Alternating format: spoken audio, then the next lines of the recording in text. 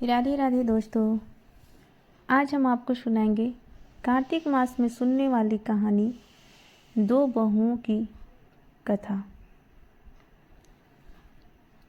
एक गांव में एक सास रहती थी जिसकी दो बहुएं थीं, एक बड़ी बहू और एक छोटी बहू।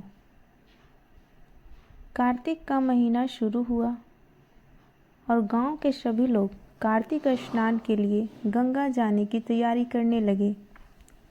सास ने अपनी बड़ी बहू से कहा कि वह कार्तिक स्नान के लिए गंगा जा रही है। बड़ी बहू ने देखा कि सभी लोग जा रहे हैं तो उसने भी देखा देखी और लोक लाज के कारण जाने का मन बना लिया। उधर सास ने छोटी बहू से भी पूछा। छोटी बहू ने कहा कि वह तो घर के काम काज में व्यस्त रहती है, इसलिए वह नहीं जा पाएगी। अब छोटी बहू ने सच्चे मन से घर पर ही नहाने और पूजा करने का संकल्प लिया। सास और बड़ी बहू तो गंगा स्नान के लिए निकल पड़े। गंगा पहुंचकर सास ने तो अपने सारे गहने उतारकर एक पोटली में रख दी और स्नान करने लगी। लेकिन उसे नहाते समय भी अपने गहनों की ही चिंता थी। तभी अचानक गहनों की पोटली गंगा में बह गई।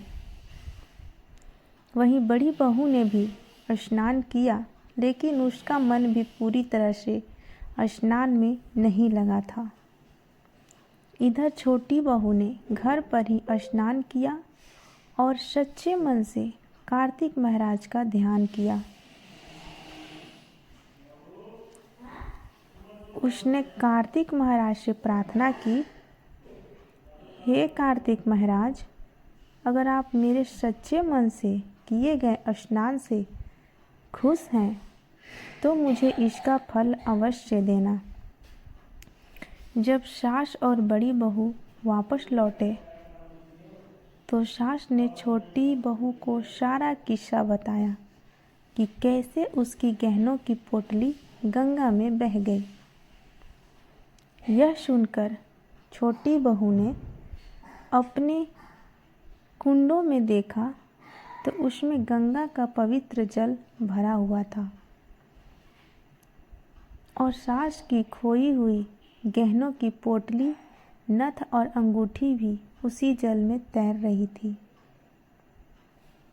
यह देखकर सास को अपनी गलती का एहसास हुआ कि सच्ची भक्ति से स्थान से नहीं बल्कि सच्चे मन और भाव से की जाती है।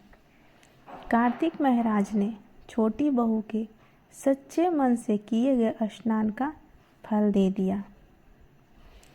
इस कहानी से हमें क्या सीख मिलती है? इस कहानी से हमें यही सीख मिलती है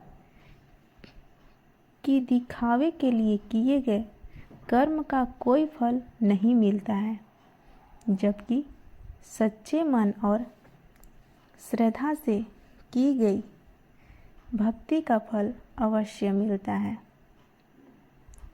सच्ची भक्ति ही ईश्वर को प्रसन्न करती है। तो आज की कथा में यही था, दो बहुओं की कथा। आपको ये कहानी कैसी लगी कमेंट में ज़रूर बताइएगा और एक बार सब कोई प्रेम से बोलिए राधे राधे, जय श्री हरि। मिलते हैं अगले वीडियो में कुछ इसी तरह की कहानी लेकर। तब तक के लिए राधे राधे।